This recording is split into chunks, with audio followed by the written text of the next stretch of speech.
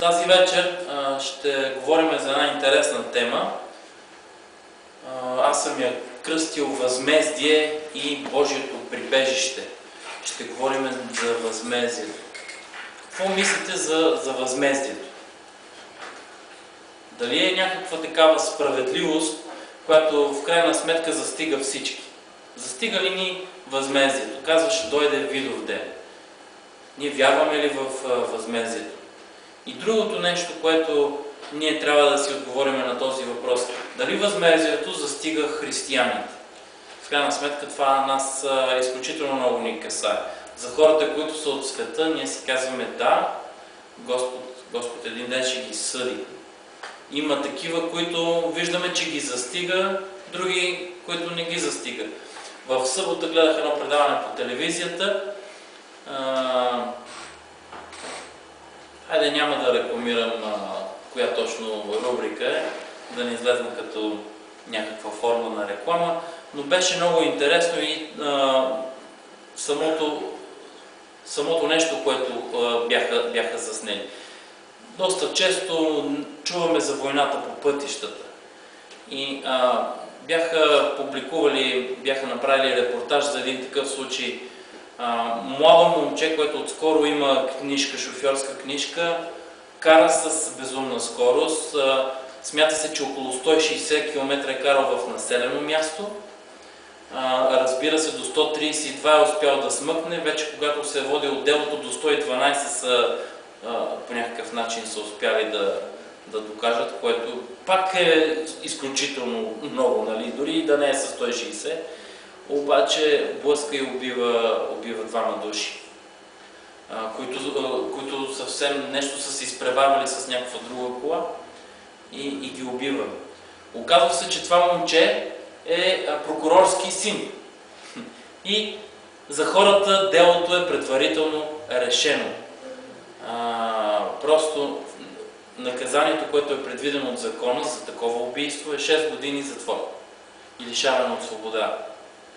И разбира се, това е максимума, която в България като че ли това нещо ние не го виждаме. За кокошка какво казваме? Няма прошка за милиони, няма закони. Това го виждаме постоянно. Някой откраднал да се нахрани и го вкарали в затвора, нашите управници, които източват пред очите на целия български народ, държавата, ние виждаме, че няма справедливост, няма осъдени за това нещо.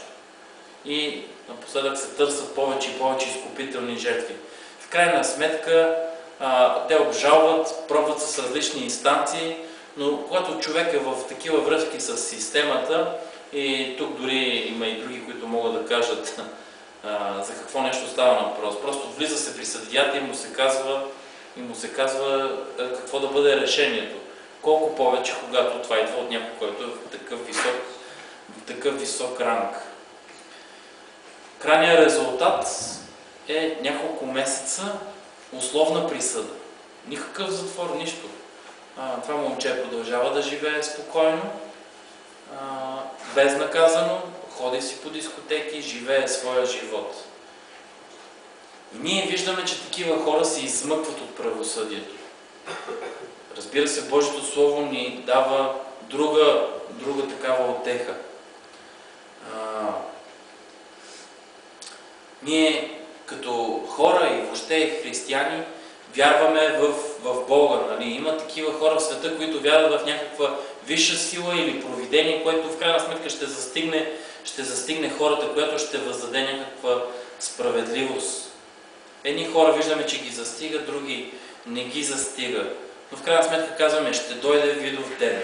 Един ден всеки ще отговаря за своите постъпки. Всяко нещо, което човек е правил, ще отговаря. Ако това нещо не му се върне сега, често се връща на децата. Библията казва, че Господ въздава беззаконията на бащите върху децата до 3-то и 4-то поколение.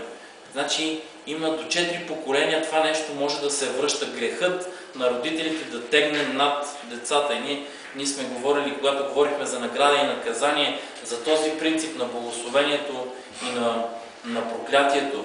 Има други, които виждаме, че ги застига и в крайна сметка виждаме, има провидение.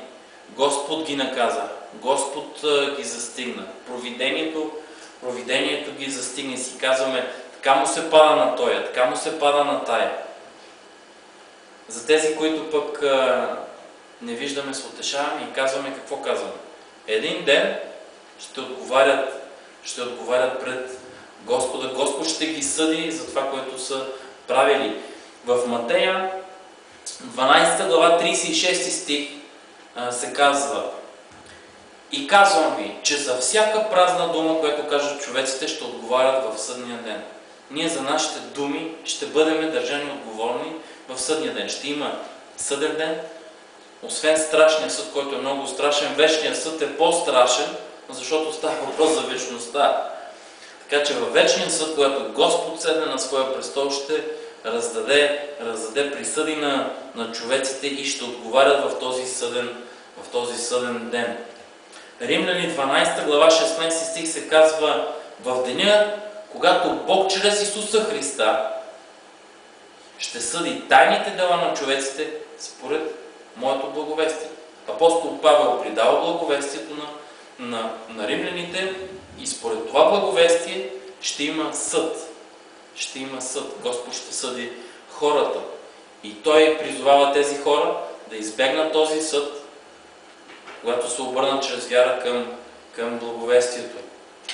В Римляни 14 глава 12 стих се казва: и тъй всеки от нас за себе си ще отговаря пред Бога. И ние виждаме, че Библията ни казва, че един ден ще го има този съд. Така че ако тези хора успеят да се измъкнат от този съд, за това, което правят, за тези, които извършват тези безумия, тези престъпления, те ще отговарят пред Бога. Но какво става сега? Има ли възмездие сега? Има ли възмездие в настоящето? Има ли възмездие за тези, които са християни? Ние си казваме, когато ние дойдеме при Бога, ние когато повярваме, ние се очистваме от нашите престъпления. Тях все едно ги няма. Господ не гледа на нас и всъщност върху Христос дойде наказанието, което докарва нашия мир. На първо място трябва да дадем определение за думата възмездие. Според тълковния речник, възмездие е компенсация за извършено престъпление. Можем да добавим или злодеяние. Ако това нещо по някакъв начин го облечеме в по-религиозни термини, ние ще кажем, че това е компенсация за извършения грях. Съдът от Божия страна винаги е какво? Божият отклик за нашите престъпления, за нашите действия, и този съд не винаги е свързан само с някакво наказание. То може да бъде и награда. Бог отсъжда и ти придава ти награда.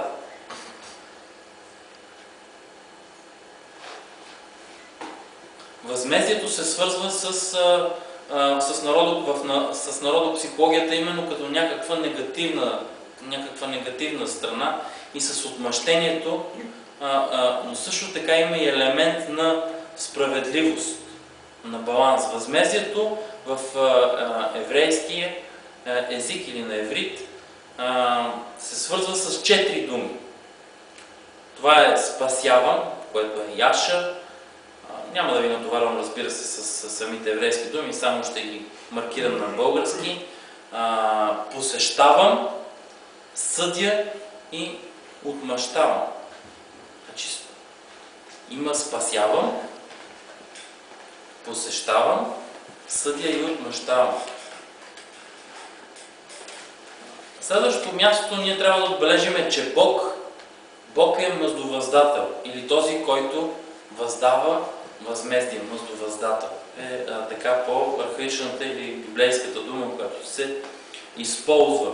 В един по-абсолютен смисъл на думите ни можем да кажем, че възмездието е в Божите ръце. Той е суверен, Той е Бог, Той е царя, Той е съдията на цялата вселена.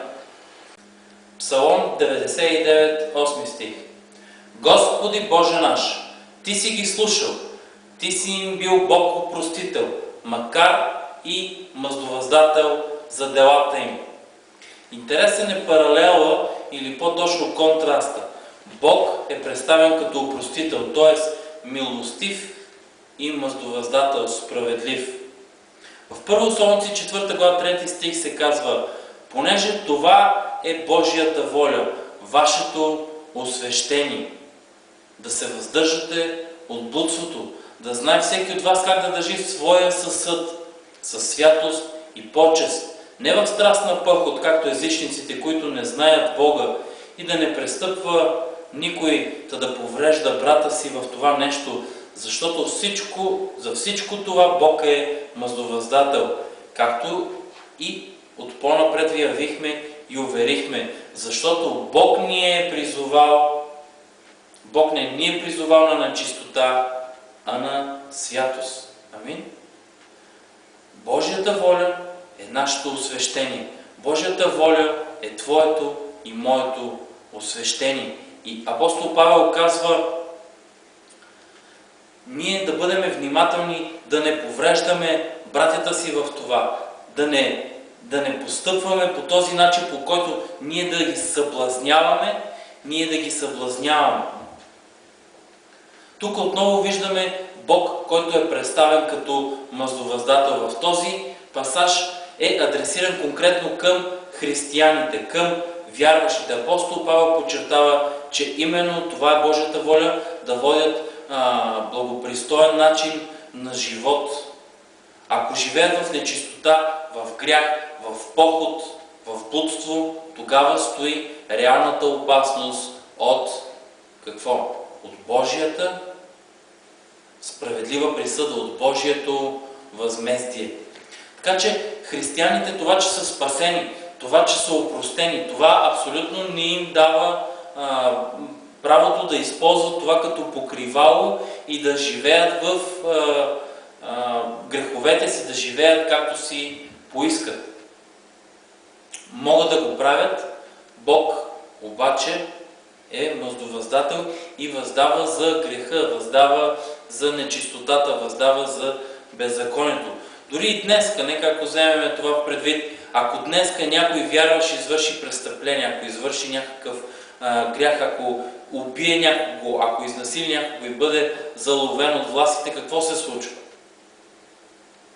При кражба, при изнасилване, той, независимо от това дали се е покаял, независимо от това дали е ходил на църква, дали е давал десятък и така нататък, той ще лежи в затвора и дори ще бъде воден под отговорност. Помните ли историята в Стария Завет, когато цар Давид съгреши пред Господа?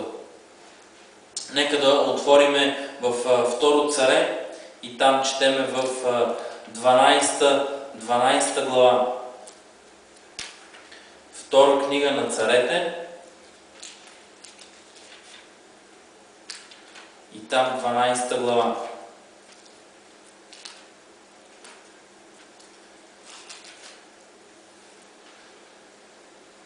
Цар Давид беше си построил дом, който се намираше в близост до храма, който се намираше в близост до Господния дом. И от своя палат той можеше да види от балкона и да види, когато хората отиваха и принасяха своите дарове, своето очищение, и жените, когато се очистваха след своето кръвотечение, отиваха и минаваха своя ритуал по надлежния ред. Тогава Господ наказва Давид, защото какво е направил?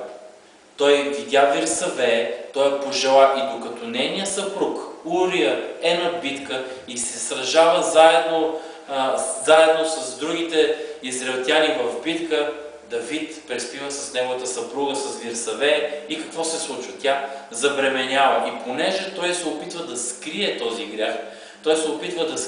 грях, той праща заповед да бъде убит Урия. И Урия е погубен в битка. Тогава пророк Натан идва при Давид, и му предава една история още от първи стих за един богат, който е имал много овце, твърде много, и един сиромах, който е имал едно единствено женско агънце, което е купил, което е хранил, което го е радвал и този богаташ взима това агънце.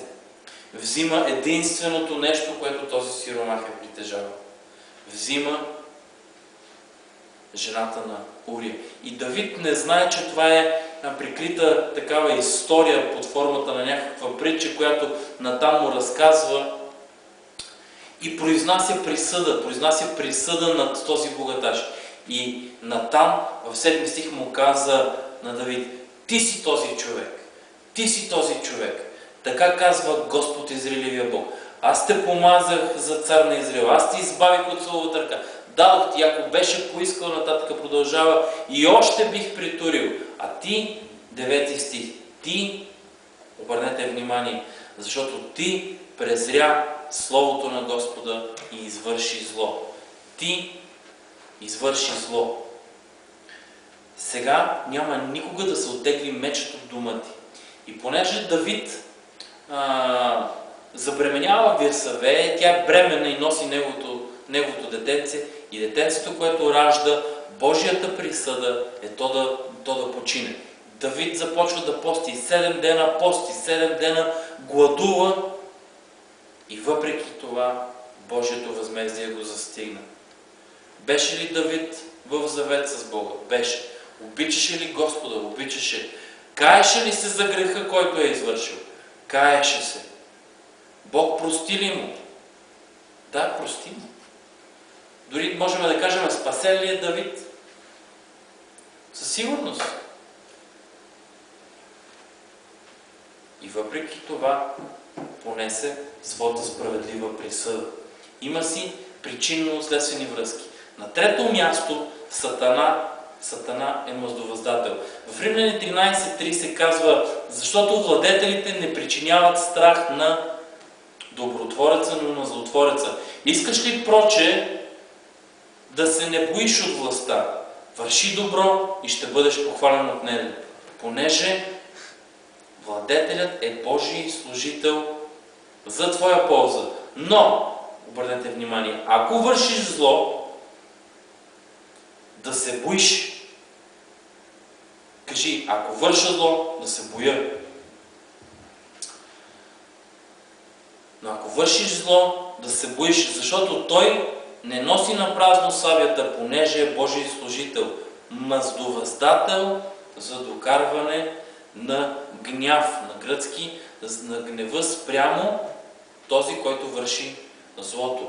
Владетелите са Божии служители, в преносния смисъл на думата, разбира се. Не всеки се покорява на Бога, не всеки се подчинява на Бога, не всеки върши това, което Бог иска. И въпреки това, те са инструмент за нанасене на справедлива присъда. Разбира се, в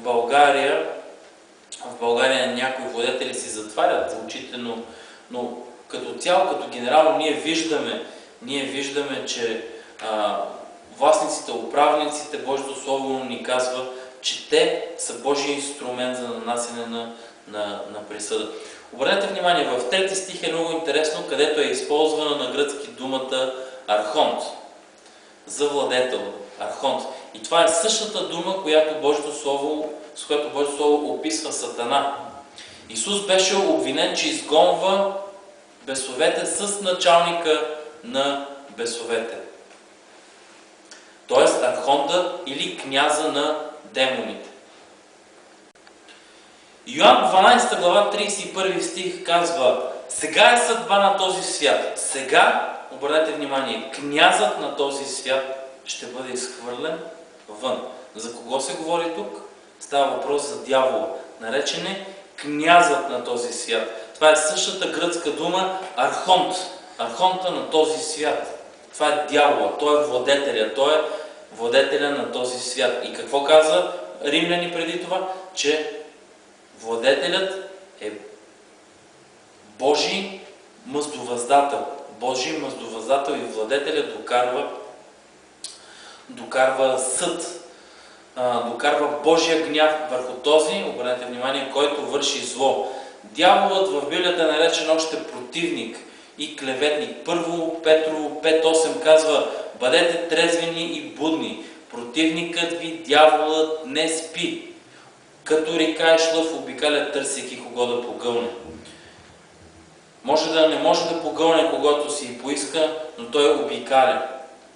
Обикаля и търси възможност кого да погълне. И често пъти хората са тези, които му дават тази възможност. В Откровение 12:10 дявол отново е наречен клеветник и този, който клевети братята денем и нощем пред нашия Бог. Спомняте ли си историята с Йов? Той беше праведник и ангелите, Божиите синове се бяха събрали пред Бога и дявола беше в това събрание и Господ се опита да се похвали и каза: виждали ли сте ми слугата ми Йова, няма друг такъв човек праведен като него. И тогава Сатана каза: допри се до живота му, кожа за кожа и ще видиш, че ще те похули. Човек е готов да остави всичко, когато може опред до кокъла. Господ му разрешава в тази конкретна ситуация да се докосне до всичко, да вземе всичко, дори до здравето му. Само живота му да запази. В Господната вечеря апостол Павел предупреждава, като казва: поради тази причина, защото християни, които се грешават, поради тази причина някои, които не разпознават Господното тяло, ядат и пият осъждение на себе си. И поради тази причина какво? Доста от вас са болнави и някои са и починали. Защо? Защото извършват грях и не разпознават, ядат и пият осъждение в Господната вечеря.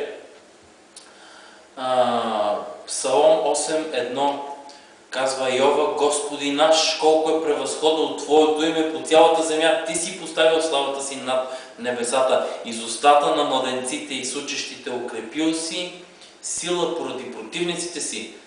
Вижте, за да накараш да млъкне врагът и отмъстителя. В този пасаж виждаме прославата на цар Давид, която той отдава към Йова, който е противопоставен на врагът, на отмъстителя. Йова е различен от този, който е отмъстител, който е мъздовъздател, същата дума. На следващото място, Бог е промислил прибежище. Чували ли сте в Стария Завет, че имаше такива прибежищни градове? Бяха поставени 3 от изток Йордан и 3 в Хананската земя. И знаете ли какво? Тези прибежищни градове, те са преобраз на Исус Христос. Исус Христос е нашето прибежище. Амин. Вижте Числа 35 глава 11 стих. Тогава да си определите градове, които да ви бъдат градове за прибежище, за да може да прибягва там убиецът, който убие човек по погрешка. Те да ви бъдат градове за избягване от сродника, мъздовъздател, за да не се убие убиецът преди да се представи на съд пред обществото. Тук бързам да направя една скоба. Имало е 2 вида убийства. Два вида убийства. Едните са предумишлени, които са с умисъл и тогава такива хора попадат под смъртната присъда, но трябва да бъде проведено дело, за да се определи дали те са извършили умишлено такова убийство. И другото убийство е неумишлено убийство. Когато има неумишлено убийство, тогава сродникът може да търси мъст. Роднината може да търси мъст. Мъздовъздателят. За да не се убие убиецът преди да се представи пред обществото. Т.е. трябва да се проведе справедлива присъда, справедлив съд, а не да има саморазправа. И когато този човек отиде и прибегне в прибежищния град, тогава той има протекция. Когато ти отидеш и прибегнеш при Христос, имаш протекция от мъздовъздаването, от възмездието. 13 стих. От градовете които ще дадете, 6 да ви бъдат градове за прибягване. 3 града да дадете оттатък, на изток от Йордан, и 3 града да дадете в Ханаанската земя. Ще ви бъдат градове за прибягване. Тия 6 града да ви бъдат прибежище за израелтяните и за чужденецът и за онзи, който е пришелец помежду им, за да може да прибягва там всеки, който би убил човек по погрешка. През лятото на 2014 сега нашумя много историята с КТБ, с банката, където банкерът Цветан Василев, който е председател същевременно на надзорния съвет, е издирван от българските власти за източването на корпоративна банка. Също тази година, сега през септември 2014 година, той се предаде на властите в Македония, в Белград. И докато той е там, докато той е в този град, българските власти нямат юрисдикцията да нанесат присъда. Да, делото си стои, той подлежи на съд, но докато е в прибежищния град, докато е в Белград, където е потърсил убежище, той не е обект на съд, на саморазправа, на мъздовъздателя. Добър или лош? Без значение. Той има право и той се позовава на него. Така че подобни са и прибежищните градове. Там прибягват хората, които търсят убежище. Място за убежище, за протекция. По същия начин ние прибягваме при Христос. При Христос ние търсиме протекция. Обаче, това е много важно, обърнете внимание, ако този, който се е укрил в убежищния град, излезне от убежищния град, какво става? Той е обект на мъздовъздателя. И помните ли, дявола обикаля като река е шлъв. И в момента, в който ти излезеш от Христос, в момента, в който излезеш от прибежището, в момента, в който ти излезеш от Господното присъствие, можеш да бъдеш обект. И който излезе от този град, мъздовъздателя може да отнеме неговия живот.